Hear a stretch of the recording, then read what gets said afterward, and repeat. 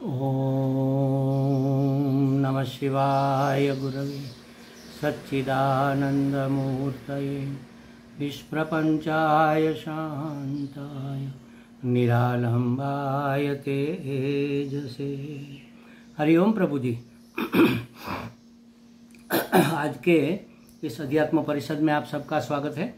आज का प्रश्न लखनऊ से साधना गुप्ता जी ने पूछा है।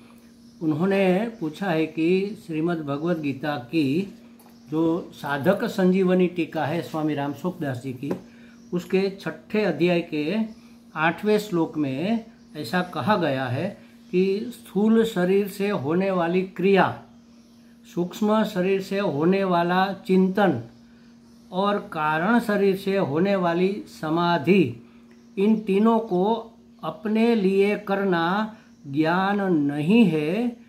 कारण की क्रिया, चिंतन, समाधि आदि मात्र कर्मों का आरंभ और समाप्ति होती है तथा उन कर्मों से मिलने वाले फल का भी आदि और अंत होता है। ज्ञान का अंत नहीं होता, ज्ञान की आदि अंत नहीं होती, इसलिए इन तीनों को ज्ञान नहीं माना जा सकता। किसको ज्ञान नहीं माना जा सकता? स्थूल शरीर से होने वाली क्रिया को, सूक्ष्म शरीर से होने वाले चिंतन को और कारण शरीर से होने वाली समाधि को ज्ञान नहीं माना जा सकता, क्योंकि ये तीनों का आरंभ होता है, तीनों का अंत होता है और उसके फल का भी अंत होता है। जैसे चिंतन किया तो चिंतन का जो फल मिला वो फल भी अंतवान है। जैसे क्रिया की स्थूल शरीर से, उस क्रिया का भी आरंभ और अंत है और समाधि का भी आरंभ और अंत है, इसलिए समाधि भी ज्ञान नहीं है। मूल बात यहाँ पर है, आप जानना यह चाहती है कि कारण शरीर से होने वाली समाधि, तो कारण शरीर से समाधि कैसे होती है, ये आपको जानना है, मुझे लगता है। तो देखो प्रभु जी, स्थूल शरीर, सूक्ष्म शरीर और कारण शरीर, पहले तो ये तीनों शरीर को समझना चाहिए।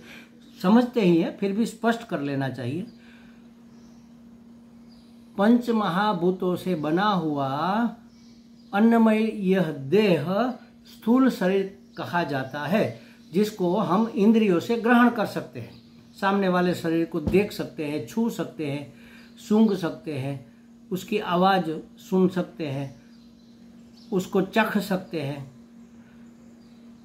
तो ये स्थूल शरीर इंद्रिय ग्राह्य होता है, पंच महाभूतों के प्रपंच से बना होता है और अन्नमय होता है। अन्न से इसकी वृद्धि क्षय होता है, इसको स्थूल शरीर कहते हैं। सूक्ष्म शरीर महाभूतों के सूक्ष्म अंश से बना होता है और उसमें अलग अलग सूक्ष्म महाभूतों के सत्व गुण से हमारा अंतःकरण और 5 ज्ञानेंद्रियां बनती है।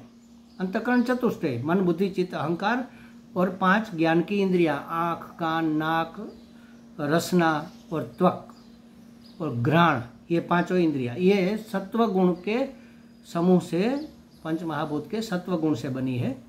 पंच महाभूत के रजस गुण से पंच प्राण और हमारी 5 कर्मेंद्रियां बनी है। और उसके तमस से तो ये स्थूल शरीर बना है, पंच महाभूतों के तमस से ये स्थूल शरीर बना है। सूक्ष्म शरीर ये रजस और सत्व गुण से बना है। अब आया कारण शरीर। तो जैसे ये स्थूल और सूक्ष्म देह है हमारा, उस तरह से कारण नाम का कोई शरीर नहीं है, लेकिन इन दोनों शरीरों के प्राप्त होने का कारण होने से उसको कारण शरीर कहते हैं। तो क्या है हमें स्थूल सूक्ष्म शरीर प्राप्त होने का कारण? हमारी अविद्या। अविद्या कारण है। अविद्या कह लो, अज्ञान कह लो, माया कह लो। माया 2 प्रकार की मानी गई है, विद्या माया और अविद्या माया। जीव की स्थूल सूक्ष्म शरीर प्राप्त करने का जो कारण रूप है उसको अविद्या माया कहते हैं। और ईश्वर माया का उपयोग करके, माया का सहारा लेकर, माया के द्वारा इस संसार का संचालन, उत्पत्ति, स्थिति और पालन करता है, लेकिन वह माया के वश नहीं है, ईश्वर के वश में माया है, इसलिए वह विद्या माया है। तो विद्या माया, अविद्या माया। माया शब्द को छोड़ो, अविद्या पकड़ो। तो अविद्या हमारे दोनों शरीर प्राप्त करने का कारण है। अभी अविद्या क्या है? तो अविद्या को हम सत नहीं कह सकते, अविद्या को असत भी नहीं कह सकते। सत असत विलक्षण जो है उसी का नाम माया है, उसी का नाम अविद्या माया है। अब थोड़ी ये सूक्ष्म बातें हैं जो आप समझना चाहते हैं, ये कहीं नहीं जा सकती। जैसे अविद्या माया, या तो माया कह लो या अविद्या कह लो, उसका निर्वचन नहीं किया जा सकता, उसका वर्णन नहीं किया जा सकता, उसके बारे में वचनों का व्यापार नहीं हो सकता, संकेत मात्र हो सकता है। तो संकेत से उसको पकड़ना चाहिए। कौन पकड़ सकता है? जिसकी प्रज्ञा जाग चुकी है, जिसकी प्रज्ञा जागृत है, वह संकेत को पकड़ सकता है। प्रज्ञानवान व्यक्ति ही संकेत को पकड़कर उसको समझ सकता है। अब अविद्या को समझने के लिए थोड़ी प्रज्ञा हमारी स्थिर होनी चाहिए, संपूर्ण जागृत ना हो तो भी, बिल्कुल तंद्रा में ना हो, थोड़ी जागी हुई हो, थोड़ी एक्टिव हो, ऐसी संज्ञा से, माने सूक्ष्म स्थिर शुद्ध बुद्धि से इसको हम समझ सकते हैं। कारण माने अविद्या, कारण शरीर, दोनों देह का कारण है, इसलिए उसको कारण शरीर कहा, माने अविद्या। और अविद्या कैसी है? अनिर्वचनीय, जिसका वचन कहा नहीं जा सकता। अब उसको कैसे समझेंगे? तो संकेत से समझा जा सकता है। जैसे अनिर्वचनीय क्या है और उसको कैसे समझते हैं, उसका एक उदाहरण देते हैं।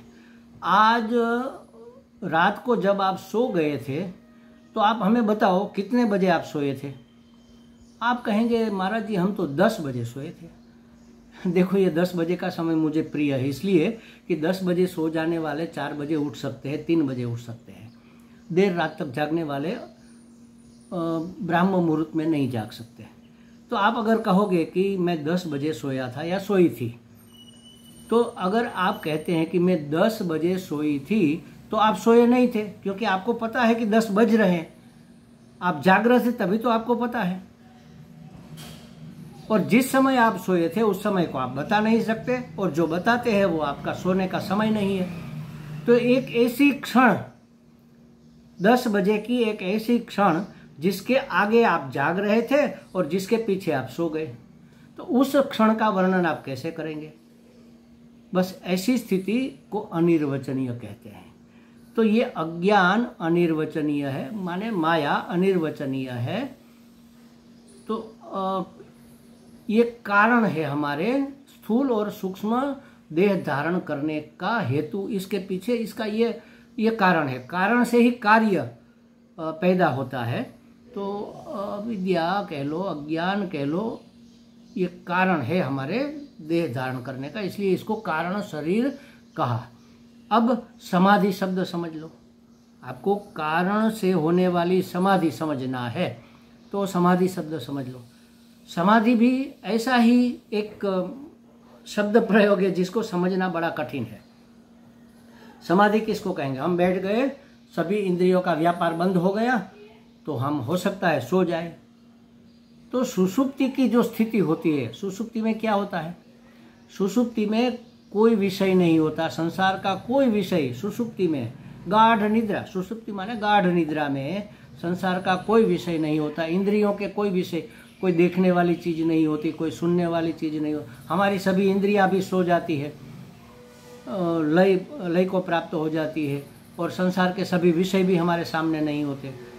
फिर भी हम सुबह में उठकर कहते हैं कि आज तो बड़े चैन की नींद सोए, बड़ा आनंद आ गया। किसने कहा भाई? कोई तो होगा वहां पर। तो वहां आप स्वयं थे। स्वयं के सिवा कुछ न होने का नाम है सुषुप्ति। अब समाधि क्या है। नींद में तो हम सो गए थे, हमारी इंद्रियां सब सो गई थी, लेकिन ऐसी स्थिति कि हमारी इंद्रियां जागृत है, संसार भी अस्तित्व में है, लेकिन एक्टिव नहीं है। हमारी इंद्रियां है लेकिन अपने अपने गोलक में स्थिर है, स्थित है, स्वस्थ है, स्व में स्थित है। आंख देख नहीं रही, कान सुन नहीं रहे, हम सो नहीं गए, हम जाग रहे लेकिन कान नहीं सुन रहे। जिह्वा कोई स्वाद नहीं ले रही है, अपनी कोई भी कर्मेंद्रियां भी हाथ पांव हिल नहीं रहे, जिह्वा से वाणी का उच्चारण नहीं हो रहा है, पांव चल नहीं रहे। हमारी सभी इंद्रियां और हमारा मन, ये एकादशी हो गई समझ लो। 5 ज्ञानेंद्रियां शांत हो गई, 5 कर्मेंद्रियां शांत हो गई, मन भी शांत हो गया, बिल्कुल शांत। मन माने संपूर्ण अंतःकरण मान लेना, मन बुद्धि चित्त अहंकार। मन में कोई संकल्प विकल्प नहीं उठ रहा है, मन में कोई निश्चय नहीं हो रहा है, मन में कोई पुरानी याद स्मृति नहीं बन रही है, कुछ याद नहीं आ रहा है, कोई चिंता नहीं हो रही भविष्य की, बिल्कुल शांत हो गए। सत्व गुण में शांत हो गए। सुषुप्ति में रजोगुण था, तमोगुण था, तमस में हम सो गए थे। लेकिन समाधि में क्या होगा, कोई क्रिया नहीं हो रही है, लेकिन तमस नहीं है, सत्व है, जाग रहे हैं लेकिन क्रियावंत नहीं है, चिंता नहीं है, अफसोस नहीं है, देख नहीं रहे, सुन नहीं रहे। जागृत जैसी सुषुप्ति में सब निष्क्रिय होता है ना, उसी तरह जागृत सुषुप्ति का नाम समाधि है। वास्तव में समाधि समझने के लिए महात्माओं ने उसके स्टेप बनाए हैं, वो समझने के लिए अनेक अनेक अवस्था बताई गई है। जैसे शब्दानुविध समाधि, दृश्यानुविध समाधि, सगुण समाधि, निर्गुण समाधि, सब करते करते करते अंत में जो आती है सहज समाधि। तो सहज समाधि क्या है, जागृत सुषुप्ति। अब आंख खुली है लेकिन देख नहीं रहे। महाराज ऐसा कैसे हो सकता है, आंख खुली है लेकिन देख, क्योंकि आंख के पीछे मन नहीं है। हम बैठे हैं ऐसे गंगा के किनारे और हमारा मन कहीं और है, आंख खुली है, गंगा का प्रवाह बह रहा है, किनारे पर लोग आते जा रहे हैं और हम सोच रहे किसी और चीज़ के बारे में, हमारे गुरुजी के बारे में सोच रहे कि अब गुरुजी की कहाँ उपस्थिति होगी, अब गुरुजी क्या कर रहे होंगे। और आप निकले और आपने हाथ हिलाया, हरिओम स्वामी जी, हमने देखा लेकिन फिर भी नहीं देखा, हमने कुछ उत्तर नहीं दिया। आपने कहा कि महाराज जी आप क्यों कुछ उत्तर नहीं दिया, हमने कहा अरे हमारा मन कहीं और था। तो देखते हुए भी आँख नहीं देखती, सुनते हुए भी कान नहीं सुनते। अभी आप ये प्रवचन सुन रहे हैं तो बाहर कोई आवाज़ हो रही है कि आपने, आपके कान ने ग्रहण नहीं किया, ग्रहण तो किया लेकिन मन ने उसका विश्लेषण बुद्धि ने नहीं किया, मन ने उसको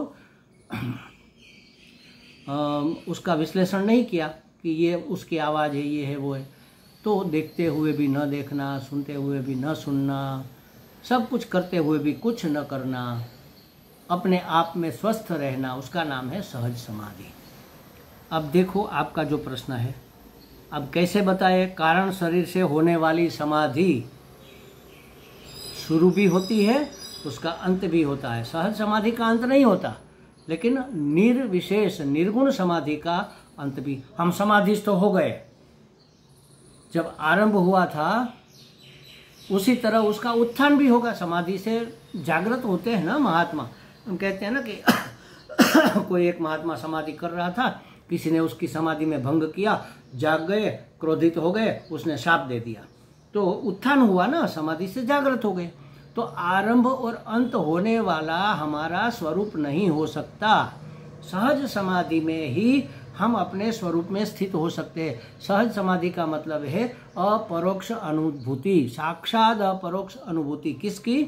आत्म चैतन्य की, परमात्मा चैतन्य की, ईश्वर की, परमात्मा की, ब्रह्म की, अहम ब्रह्मास्मि, इसकी साक्षात अपरोक्ष अनुभूति। ज्ञान तो है, विज्ञान नहीं है। विज्ञान माने जो हमने ज्ञान प्राप्त किया उस ज्ञान को अपने जीवन व्यवहार में, अनुभव में उतारना, उसी का नाम है विज्ञान। तो ज्ञान जब विज्ञान बनता है तब सहज समाधि होती है। उसके लिए आंख बंद करने की आवश्यकता नहीं, बैठ कर टट्टा ऐसे सीधा बैठने की भी आवश्यकता। आप जो भी कुछ करें, जो भी जहां भी जाए, जो भी है जहां भी है जैसा भी है मेरे परमात्मा है, बस यह स्थिति बन जाए।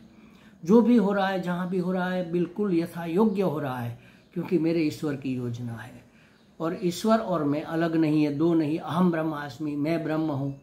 ब्रह्म ही सब कुछ करता हुआ नहीं करता हुआ प्रतीत हो रहा है। ये है समाधि। ऐसी समाधि कभी न तो शुरू होती है न कभी बंद होती है, हमेशा बनी रहती है। माने अपने आत्म स्वरूप में स्थापित हो जाना, ये अलग चीज है। इसको समाधि इसीलिए नहीं कहा क्योंकि समाधि तो लगती है और टूटती है, उत्थान भी होता है, आरंभ भी होता है।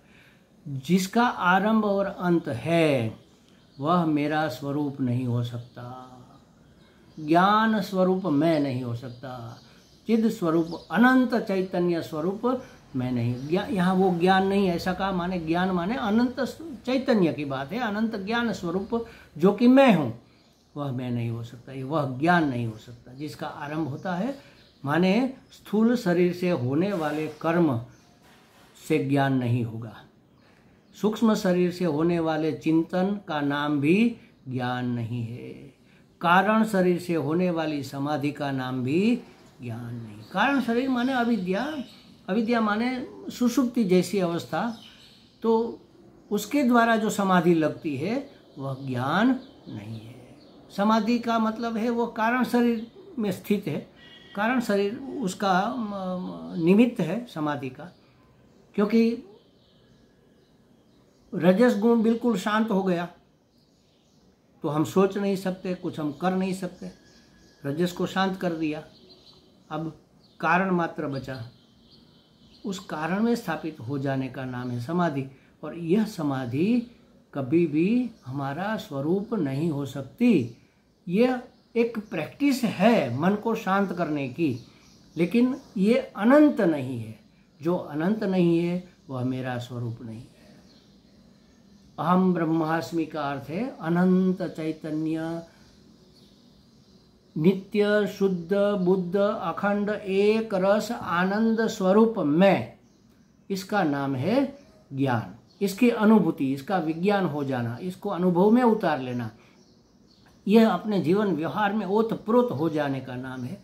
इसलिए इसको कहा साक्षात अपरोक्ष अनुभूति। वह न तो स्थूल शरीर से होती है, न तो सूक्ष्म शरीर से होती है, न तो कारण शरीर से होती है। ये संकेत हुआ। ये आप जो जानना चाहते हैं उसका पूरा पूरा विवरण नहीं हो सकता, क्योंकि वह अनिर्वचनीय वस्तु आपने पूछी है। तो हमें लगता है आप संकेत समझ गए होंगे। हरि ओम।